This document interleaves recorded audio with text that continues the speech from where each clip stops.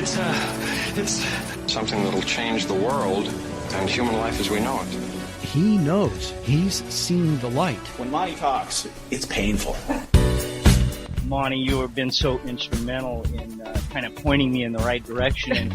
It was about looking at your character defects in spirituality. It's the integration of clinical practices with the 12 steps. It's an absolute pleasure. He certainly knows a lot of people. He's got a lot of energy, and sometimes when you don't have so much energy, he picks you up and carries you. Having the Monty man there certainly helps. This is one of the places that is about the business of the solution.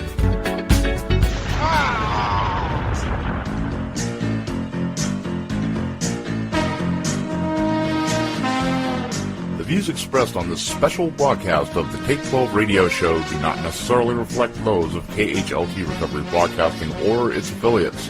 KHLT is not affiliated with any particular 12-step fellowship. Now here's that guy who's getting less popular minute by minute, your host, the Multi-Man. Welcome aboard the Good Ship Recovery. To all you scallywags and scallywaggles out there, welcome to another fine episode here at KHLT Recovery Broadcasting. Broadcasting to you from the studios here right outside the outskirts of beautiful downtown Albany, Oregon. How the heck are you guys today? Are you doing something, for heaven's sake? For heaven's sake? Are you doing something that's maybe not focused on you so much, but maybe somebody else? You know, I'm all who I think about all day long. I don't know about you guys. I wake up in the morning, I'm the first person I think about. And and that's just kind of a habit we human beings have gotten into. It's hard to break away from that stuff. But recovery is one of the elements of recovery is putting other people before ourselves, not putting them before ourselves to where it would harm ourselves, but thinking about other people maybe as some of their needs is more important than some of our selfish stuff. So that's part of that.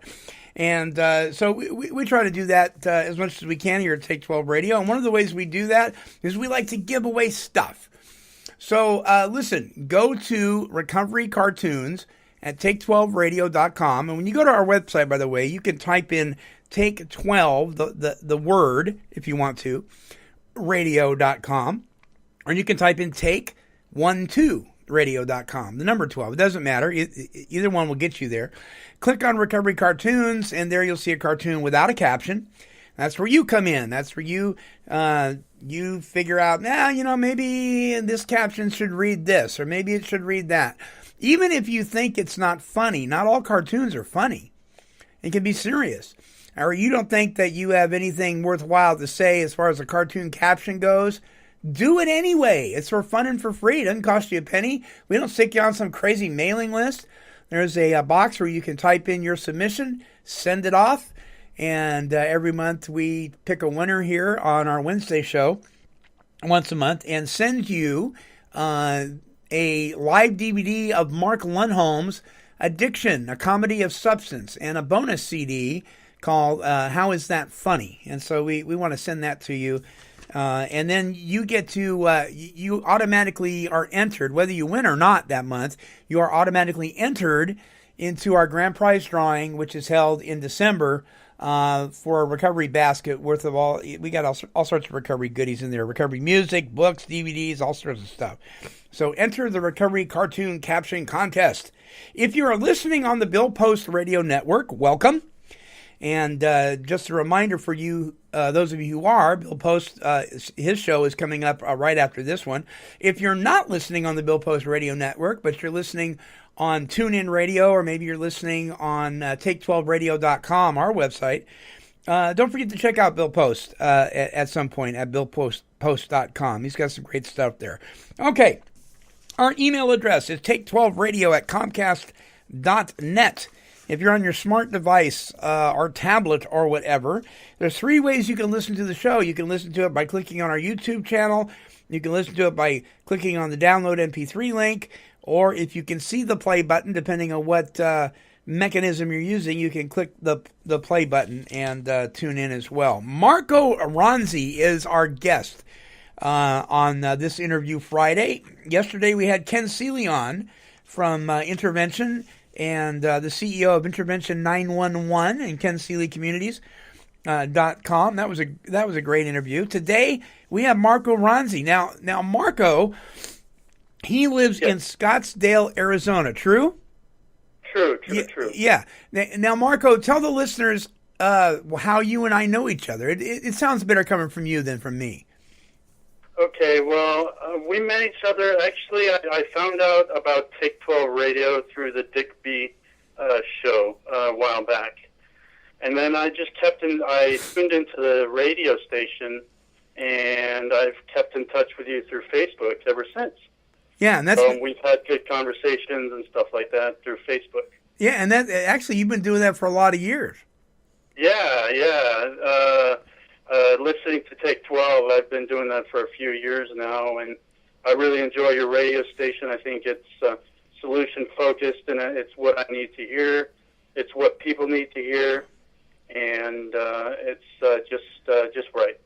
So it's God-centered.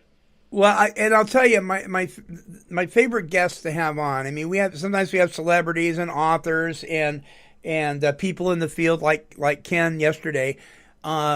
But really, the shows that have the most meat are people that have tuned into the show, people that are just like you listeners and myself, that are either in the process of recovering from a seemingly hopeless state of mind and body, or have recovered from a seemingly hopeless state of mind and body and are giving this thing away.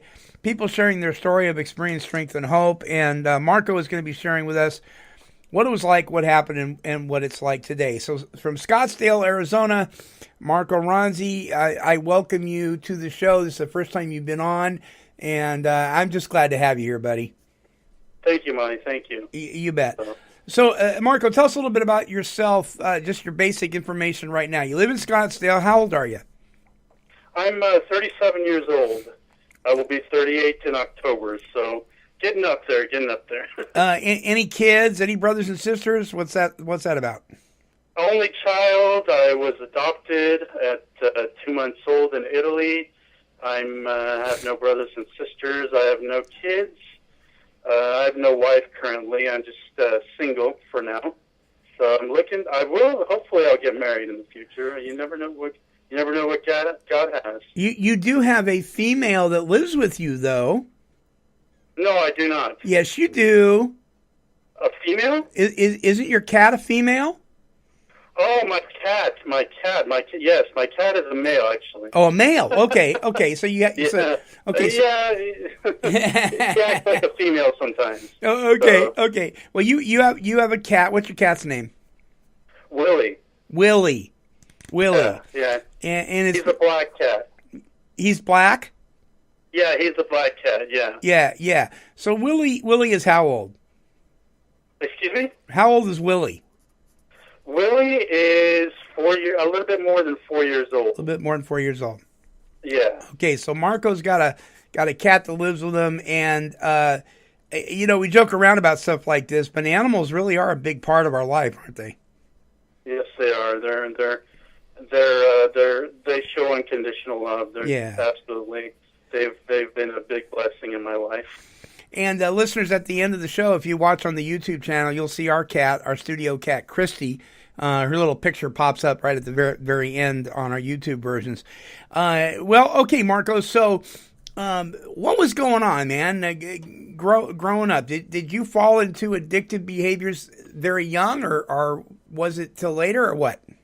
Well, I had a good childhood. It was young, but I had a good childhood. I was adopted, so I do not know my biological parents, who they are, and if they were alcoholics or not, if they had a predisposition to addiction. But so I fell into this thing. I basically, when I was 12 years old, I had a good childhood. No major abuse, no abuse. Right. No physical, no sexual, but when I was 12 years old, my parents didn't tell me, but my cousin died of heroin. Oh boy.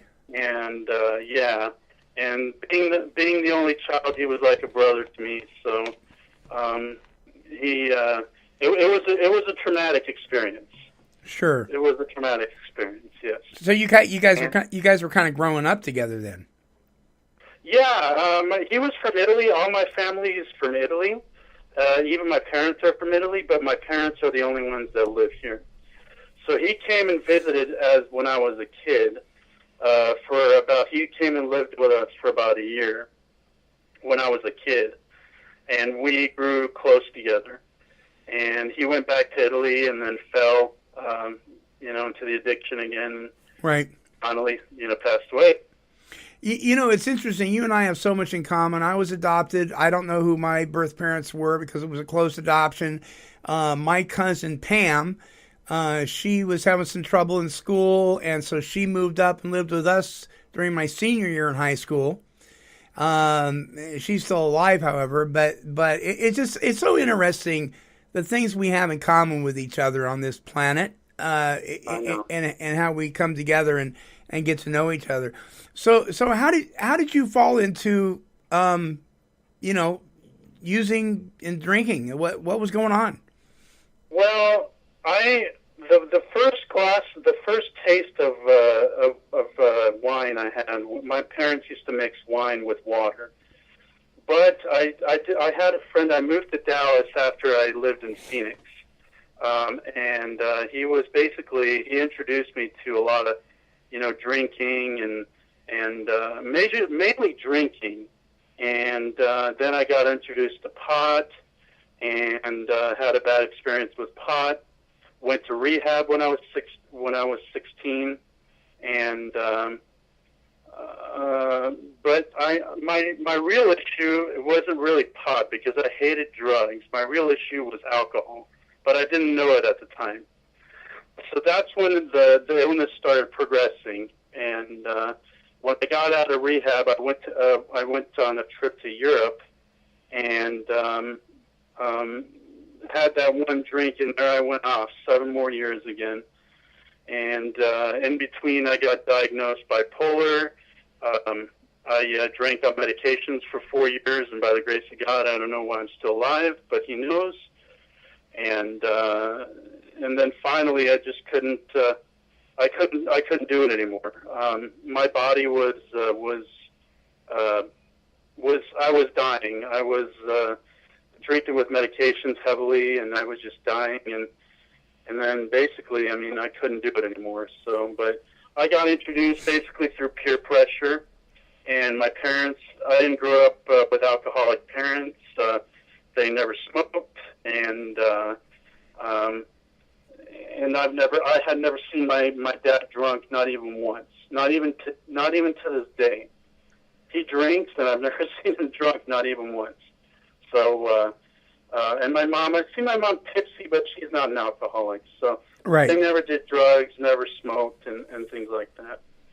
So, So you believe, and in talking to you in the past, you believe very strongly that you are the real deal. That you're not just an alcohol abuser, but when we say alcoholic, we're talking about somebody that when they drink, they have little or no control over the amount they drink, and when they're sober, they can't stay that way. Is that correct? That is correct, and that is correct.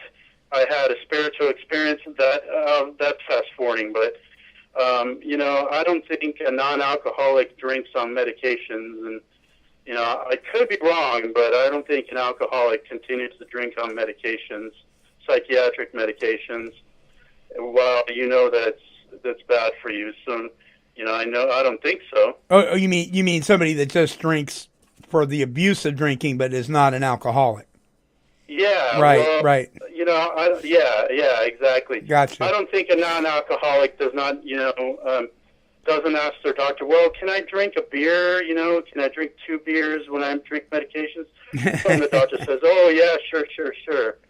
And, but can I drink 3? It was deceiving. It was deceitful. Sure. So, yeah. And, okay, so before we talk about your recovery experience, your beginnings of that, did your abuse of alcohol and other substances, did it get you into any legal ramifications? I did get into trouble. I went to rehab, but I didn't get much into trouble with the law. I got in, I said some smart remarks to the police, and but I didn't get much trouble in the law. I drove drunk. By the grace of God, I drove drunk like 2 or 3 times, and I never got arrested. So, but I didn't get much trouble in the law, and that's probably why I continued as long as I did. And, yeah. So. Did you lose friends, and what was your family thinking about all this when you were out of control? Yes, my family kicked me out a couple times, maybe 2 or 3 times. And they couldn't handle it anymore. And I want to say that I did some drugs, but I never got majorly into drugs. I just hated drugs. I didn't like the feeling, especially on pot. I hated being paranoid. Mm-hmm. And I didn't mention this, but I had some head injuries as a child. And I think pot had the opposite effect on me instead of calming me down. And so I had no trouble quitting drugs, but alcohol I had much more trouble quitting. Yeah. So yeah.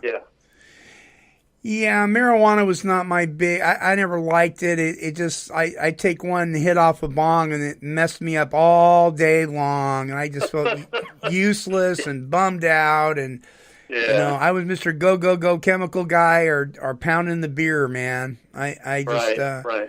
And the alcohol always seemed to precede everything else, no matter what.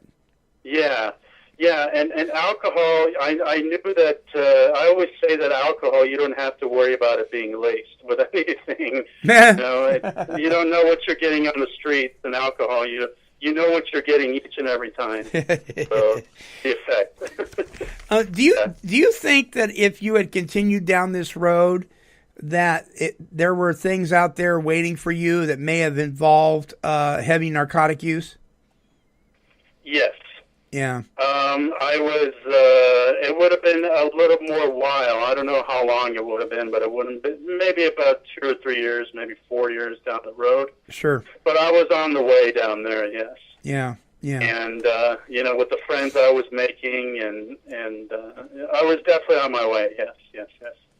Well, listen, we're going to take our first break. Folks, when we come back, more with Marco Ronzi from Scottsdale, Arizona. When we return, I'm going to remind you again, the cartoon caption contest. Go to take12radio.com, click on Recovery Cartoons, enter that thing. We have stuff we want to give away to you.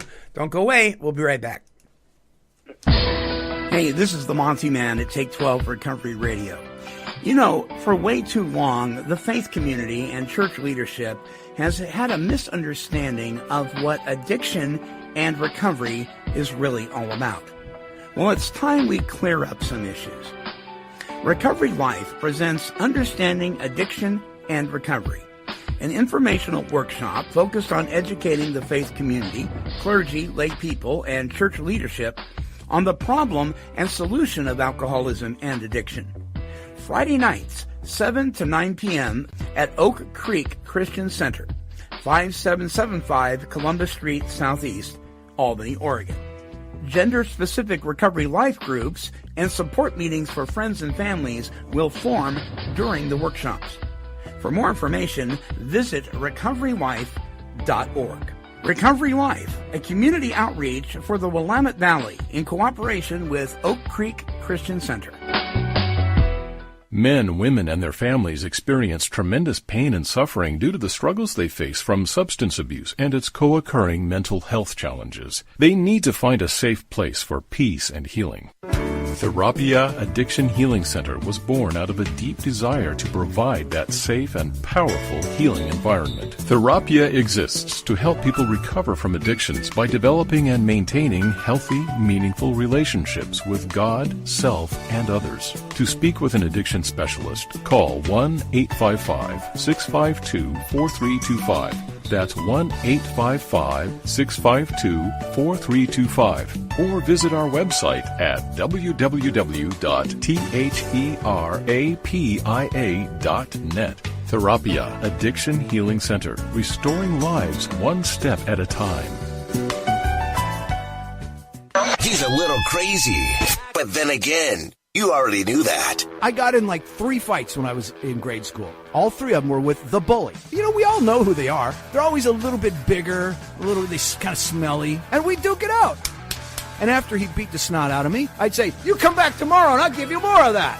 It's the Bill Post Radio Show. Bill Post Radio Show. Weekdays at noon. They'll say, Brandy, you're a fine girl. Alrighty, Brandy. I remember that song by The Looking Glass. Brandy. All right. Marco Ronzi is my guest here on Interview Friday at take12radio.com. Our email address, take12radio@comcast.net. Hey, listen, if you would like to be on the show, you can just click on our link that says "Be on the Show" and fill out the form that's there. Please be patient. We have a lot of requests, and it may take some time to get back to you, but I promise we will indeed do that. Marco he lives in Scottsdale, Arizona, and he's sharing his experience, strength, and hope, what it was like, what happened, and what it's like today. So Marco, was there an incident, a specific incident that was the last straw for you that thrust you into seeking out recovery? Yes. I had my major last drunk when I went to Belize, South America, near South America, and as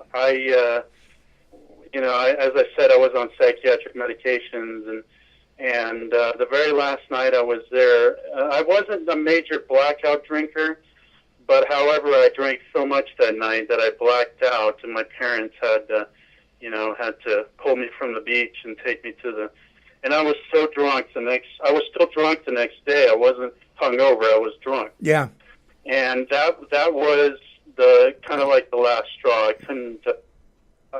couldn't function anymore. I hit the depression. The depression came, and I knew that it was either follow that road and die or do something about it.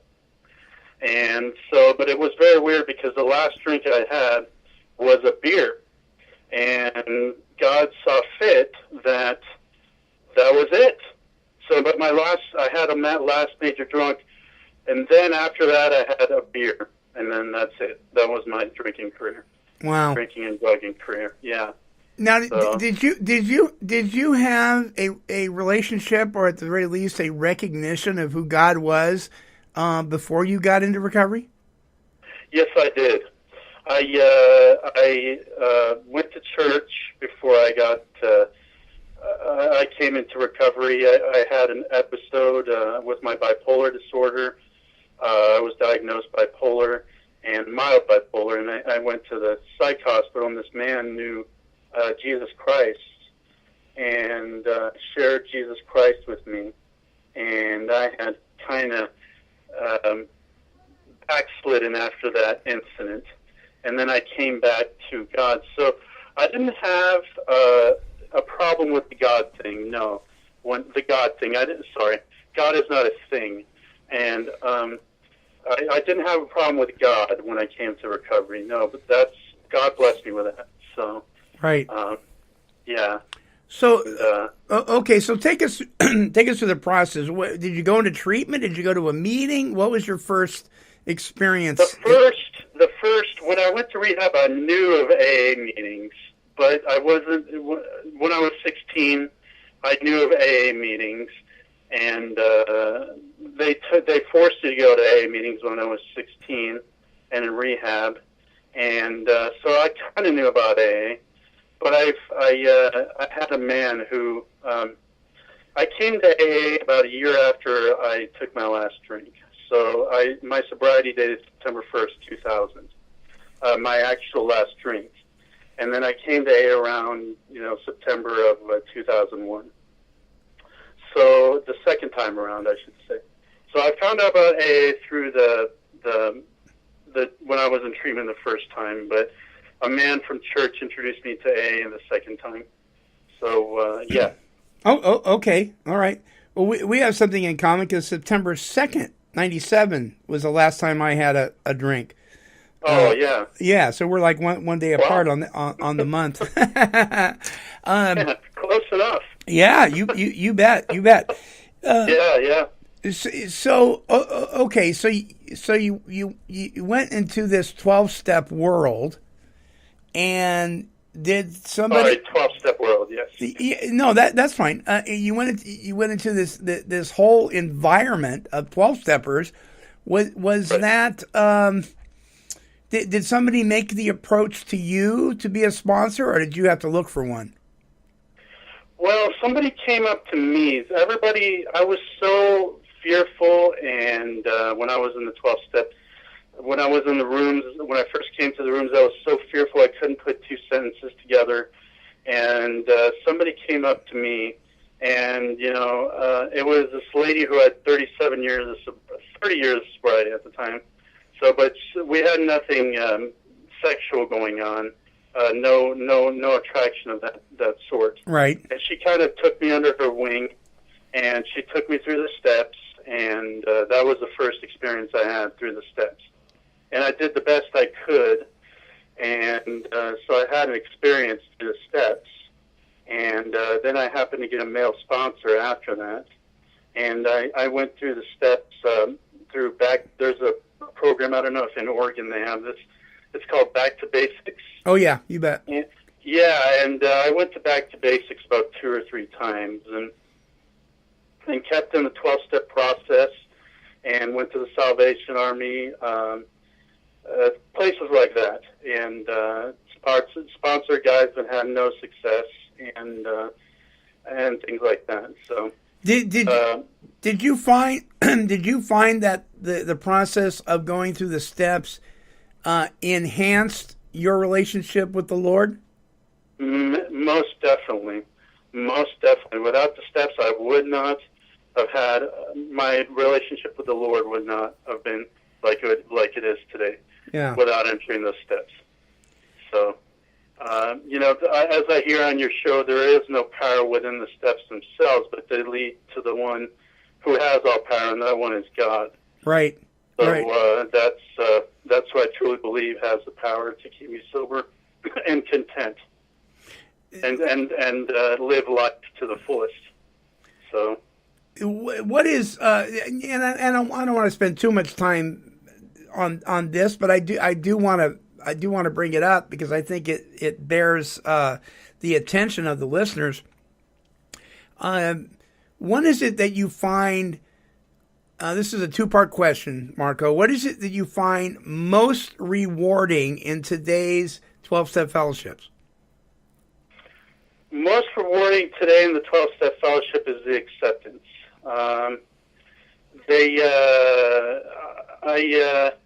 I could talk. We could laugh about the things. We can laugh about the things that we did. That regular people who don't have alcoholism can laugh about. Right. And I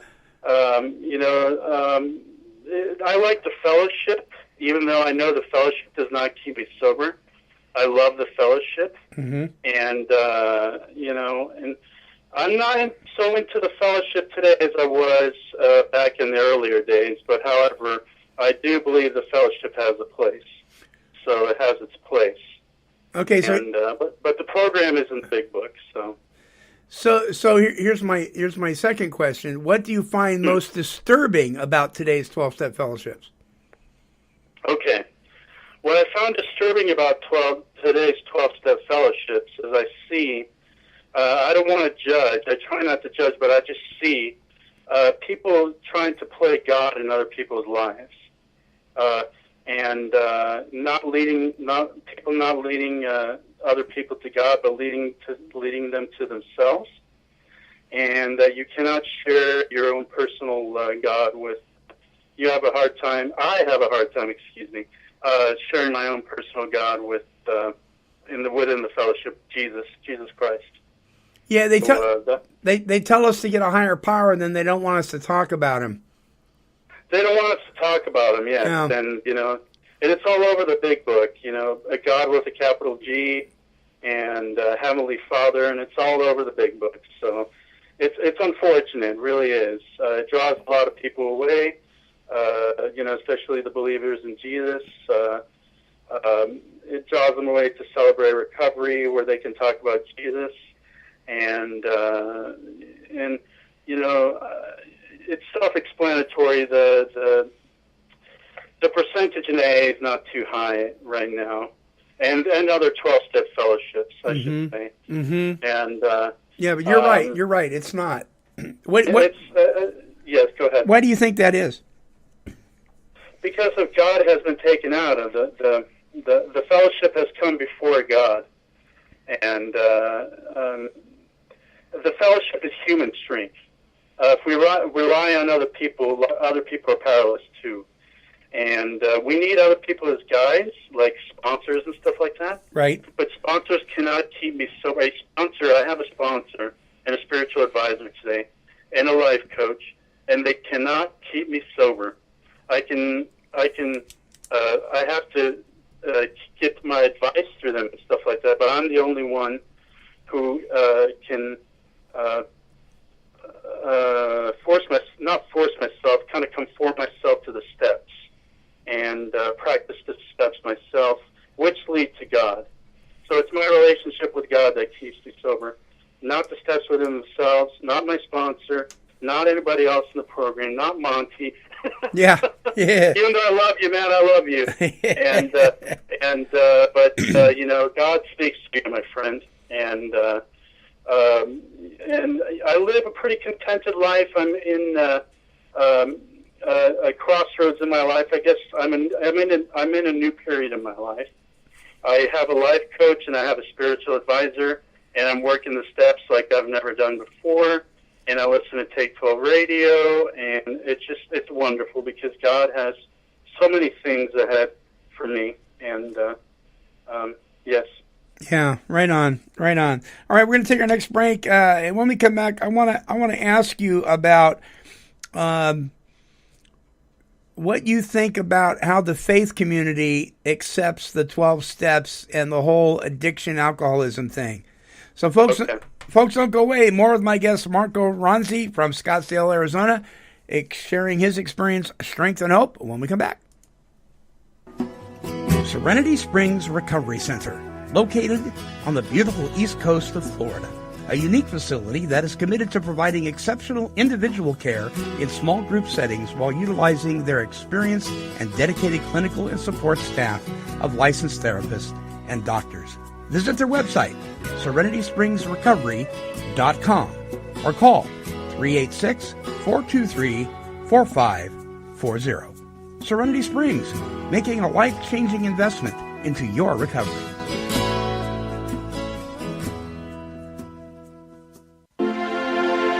We understand that having a loved one caught in the grips of an addiction is a powerless position to be in, and we understand this on a very personal level. We have been there ourselves. Our own families have experienced exactly what you are feeling now. The good news is we are here to direct you in finding a way out. We are Freedom Interventions, providing the direction necessary to get the help for your addicted loved one. Your family has specific needs. We can determine the best approach for your specific circumstances. If an intervention is needed, we will provide the direction required to safely and effectively accomplish the goal of recovery for all. To begin the recovery process for your loved one, call toll-free at 888-762-7557. That's 888-762-7557. And visit our website at freedominterventions.com. Freedom Interventions, providing drug and alcohol interventions and a continuum of care services to clients and their families. Origins Recovery Centers provides integrated inpatient treatment for substance abuse and co-occurring disorders. At Origins, clients receive expert medical, clinical, and spiritual care individually designed for their needs. Our clients leave Origins with the foundation upon which they will build the rest of their lives. Call now to speak with an admissions specialist. Our toll-free number is 888-843-8935. That's 888-843-8935. Origins, delivering real solutions for real families. Well, I never been to heaven, but I've been to... Three Dog Night. There's a guy who's in recovery. All right. Marco Ronzi is our guest from Scottsdale, Arizona, sharing his story. Marco, you have been a believer and follower of Christ for how many years? I have been a follower of Christ. I came to Christ around 1996. In 1996, that's the thing. Okay. But my relationship with Christ has been strongest, I'd say, over the past 3-4 years. And it's been the strongest it's ever been. And I know I have a long way to go, and I have, improvements to make in my life. But it's been the strongest it's ever been over the past 3-4 years. So in that time, particularly since you've been doing the recovery deal, what has been your experience with the way the faith community in general approaches 12-stepology, addiction, alcoholism, and recovery? Yes. I think there's misunderstandings there amongst not everyone, but there's misunderstandings in the faith community. And I think there's misunderstandings in the 12-step community. So there's both misunderstandings. If the church and the 12-step fellowship work together, it would be so much, the power would be so much, it would be so powerful. God would be, united. The church and the 12-step fellowship united would be so awesome to see.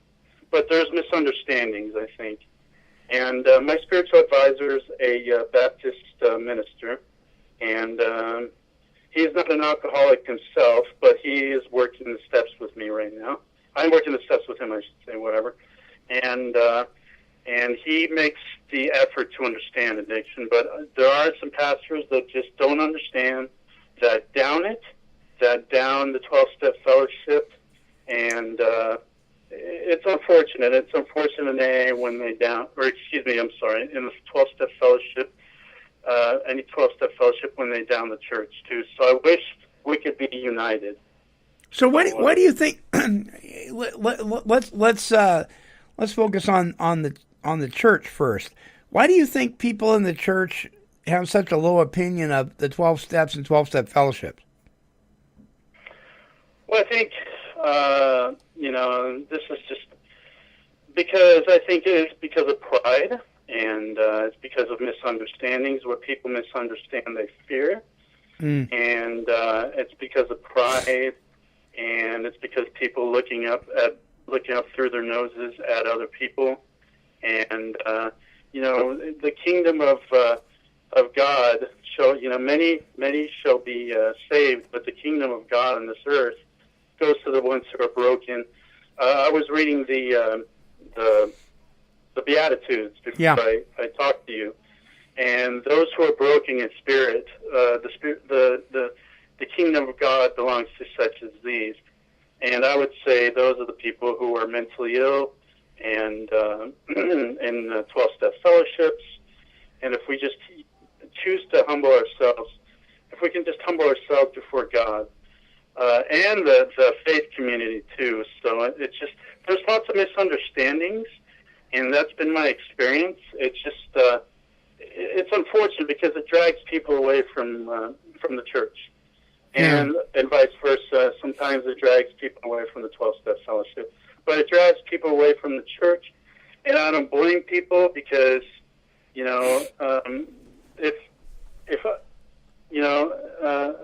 Christians acting like self-righteous, I can understand why people turn away from Christianity sometimes.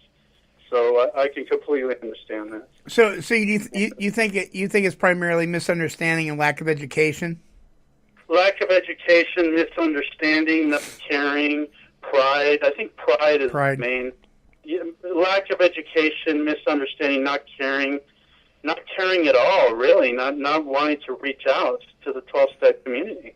Yeah. And I don't know if you agree with that or not, but that's just what I see. And if we could just be unified, as I said, Sure. Yeah. Okay, let me ask you the same question about the secular 12-step fellowships. Why do you think they've got such a low opinion of the church? You think it's the same reasons? Yes, because of misunderstandings, and Mm-hmm. also I think maybe people see, and all of us, and myself included, I see people. The church is made up of people. Yeah. People are imperfect. But if I were to judge, if I were to judge the whole church based on somebody's bad behavior, and I were to say that everybody is like that, I would be wrong in my life, in my judgment. You bet. You bet. That's what I see. So, I just think people, in the big book, I'm just going to say this, and that in the big book, the first 100 or the first 40 or who it was, most of them went back to church. And I'm not saying that everybody needs to go back to church, and because everybody's free to do what they want. Yeah. But church is part of my program also. And the big book definitely does not down, and I'm pretty sure I'm familiar with the big book the most, but I'm pretty sure other literature and stuff like that, they say not to down, this is just paraphrasing, but not to down religion. That religion had a big part to play in the creation of the big book and stuff like that. Sam Schumacher and Catholics, and it's unfortunate the way, I don't know why the direction went the way it went, or is the way it's going. So, that's what I can say. So. Yeah, it's interesting. And I'm trying to look it up here as I fumble through my pages. Yeah. I think it comes down to Herbert Spencer has been the one credited for this statement, and there has been some controversy whether he actually said this or not. But regardless of who said it, I think it is a very powerful statement, and this is the quote: "There is a principle which is a bar against all information, which is proof against all arguments, and which cannot fail to keep a man in everlasting ignorance. And that principle is contempt prior to investigation." Amen. And it's interesting because that is the last statement in the chapter Spiritual Experience in the back of the big book of Alcoholics Anonymous. Right. And spiritual experience is really the proof of real change. It really is. And I think that they were speaking loud and clear to people that would poo-poo the church, religion, and I'm not talking about the religion in the bad sense of the term. I'm not talking about religiosity. I'm talking about a relationship with the Creator. They were warning, and Bill, even in Bill's story, when he talks about his bad attitude he had towards religion and faith, and he conceded that Christ was a good man, but that's about as far as it went. And then he goes on to say that he was wrong, and that where having that attitude got him. And I think in our 12-step fellowships we miss that because we want to cherry pick, don't we? We do it in the church too. We want to pick out of the Bible or out of the big book or out of the NA text or whatever it is. What suits us, Yeah, exactly. And it's crazy. It's crazy. It's just crazy. Yeah, and may I say something real quick? Oh, you bet. I think the big book is misquoted, and people can use it to their advantage, and they can do the same thing with the Bible too. And they can use it to their advantage to beat people over the head with it self-righteously. And there's a time and place to quote the big book and to quote.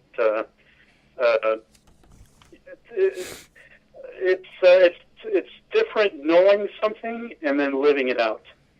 You bet. So I can go around, quoting the big book and this and that, and I can have the most terrible program. Yeah. And on the face of the earth. So I'm just, anyways, yeah. Yeah. But yeah. In working with others, it's remarkable. There's a statement that says, "Remind the prospect," this is the person you're working with, that his recovery is not dependent upon people. So that would mean it's not dependent on the place you worship. It's not dependent on the meetings you go to. It's not dependent on your sponsor. And then it says, it is dependent upon his relationship with God, capital G. Mm-hmm. Amen to that. Yeah, yeah. And that's the only thing that really will keep you sober and content and joyful. Right. And I think that's what really we're all aiming for, but we just look at things in the wrong places. So we're all aiming for peace, and we want peace, and we want that's what our heart really is aiming for, I think. The problem is we all want it on our own terms. Yes, exactly. Yes, and not in God's timing. Yeah. Correct. Yeah. That is correct. Okay, we're going to take our last break. Folks, don't go away. More with my guest, Marco Ronzi, when we come back. Listen, do you have a loved one that is suffering from a drug or alcohol addiction and is unable or even unwilling to seek help?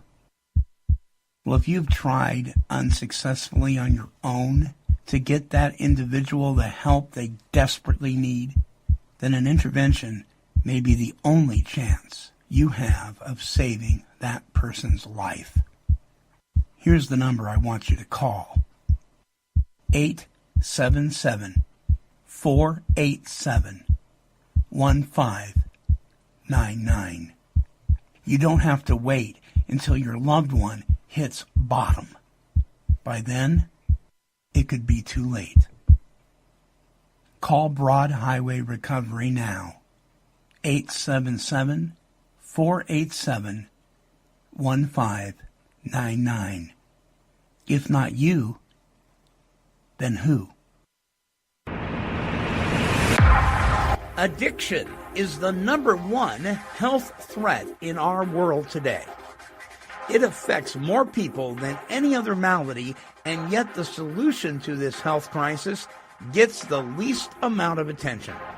May I introduce to you a media outlet that's doing something about that. KHLT Recovery Broadcasting, home of the Take 12 Recovery radio shows, is the world's only faith-based radio station broadcasting 24 hours a day, 7 days a week, with the solution to the addiction problem.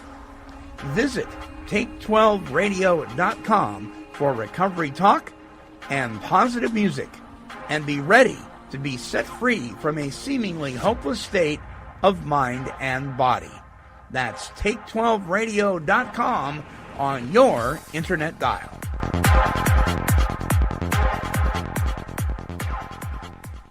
Sundown, you better take care if I find you've been creeping round my backstairs. Alrighty then, now welcome back. Yes, Gordon Lightfoot. Sundown, you better take care. If I find you've been creeping around here with your drugs and your booze, I'm going to kick you out on your ear. There is something that we do when we get into recovery, and that is we make strong boundaries when it comes to former playthings, playmates, playgrounds, etc. Right, Marco? Oh, yes. All my friends that I knew in the past, I do not talk to anymore. I had to get rid of a lot of them, most of them actually all of them, if I think about it.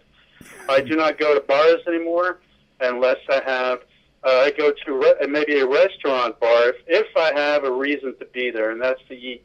But I do not go to the bar and sit there and look at the bottles and live, like the big book says, vicariously. But I did have to get rid of I don't go to bars on purpose. I do not hang around people who use, who choose not to become sober. And so And recovery is not about, for me, I'm recovering from codependency too. And that's a big one for me. And right now, at least. And I'm learning how to set boundaries, definitely. I don't want to be stepped on. I want to hang out with the right people in my life, whether it be in recovery or outside recovery, whether it be in my family. I have to set strong boundaries with them. And I can't... it's important to think about other people, but I need to have something to give away myself in order to... you can't give it away. You can't give away what you don't have. Sure. And that's not to say that, and I want the listeners to understand, you're not saying you're better than. You're not saying. Oh no. Yeah, no. What you're Not saying is because you and I we both hang out with some pretty sick people, but they're in a process of recovering from a seemingly hopeless state of mind and body. They're moving forward. Doesn't mean they're not crazy as a bedbug, though, right? That is correct. And I'm sorry if I sounded about wanting to become better. Oh no, you didn't sound that way at all. No. But no, it's not about becoming better. It's about hanging out with people who want to go somewhere in their lives and want to recover and are trying and have goals. And I think it's important, yes, to live one day at a time, but it's also important to set goals for your life, for my life. Right. It is. I have set some goals for my life that I'm aiming towards, and in order to get to those goals, I have to make wise choices each and every day. And I don't always make the wisest choices, and but however, I want to improve. As long as I want to improve my life, and I'm asking God to keep me honest, open-minded, and willing, open-minded to correct things, I should say. And I'm moving forward. I'm moving ahead. So God has definitely brought me to a place of wanting to better my life, and and to hang around with people who want to better their lives too, and who are broken, and who admit that they're broken toward God, and a broken spirit instead of a prideful spirit. Mm-hmm. Yeah. And because God can't work through a prideful spirit. Right. So, right. Amen. Yes. Amen. Well, Marco, thank you. We are out of time. Thank you so much for spending time with us today. Oh, thank you, Monty. Thank you. It's been a privilege. It really has. Yeah, me too, buddy. It really has. And thank you for your support every month as well. That means a great deal to us. Oh, thank you very much. You're welcome. Thank you. You've done so much for me. Thank you very much. Now, if folks want to learn more about you or communicate with you, they can go on Facebook, true? True, yes. I'm available.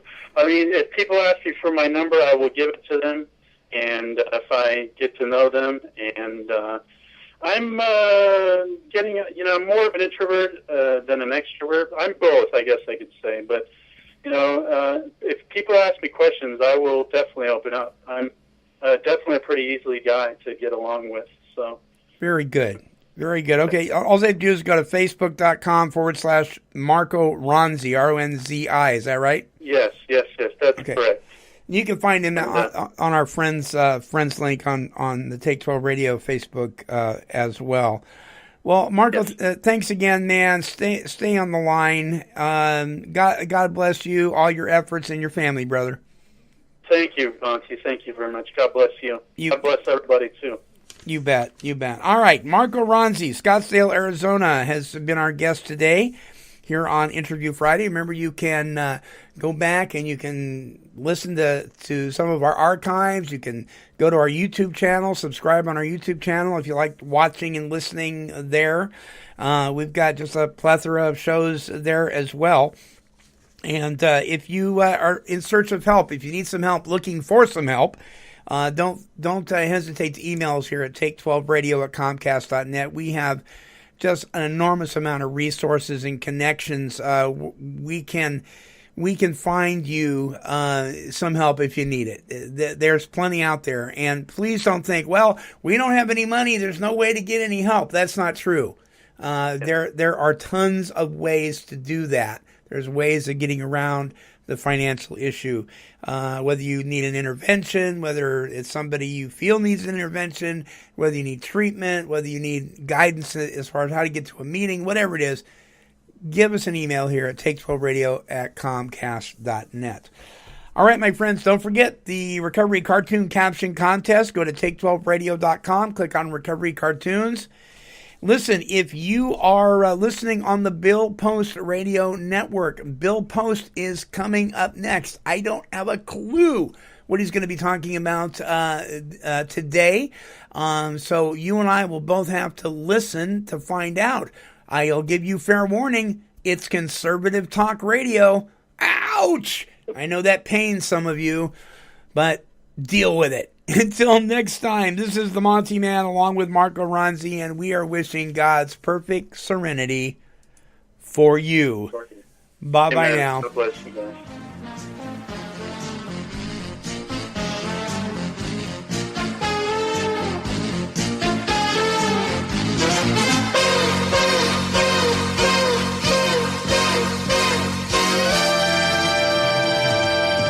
This has been a broadcast of KHLT Recovery Broadcasting. Kitty, kitty, kitty, kitty. Hey there, family. This is the Monty Man with some great news on how you can get a hard copy on CD of your favorite recovery broadcast. Simply visit www.take12radio.com and click on our recovery store. Scroll down to the bottom of the page where you will find instructions on how to receive a copy of your favorite broadcast. Our CDs are available for the low price of only $7 each, which includes shipping and handling. We accept all major credit cards and accept checks and money orders as well. Until next time, thanks for listening.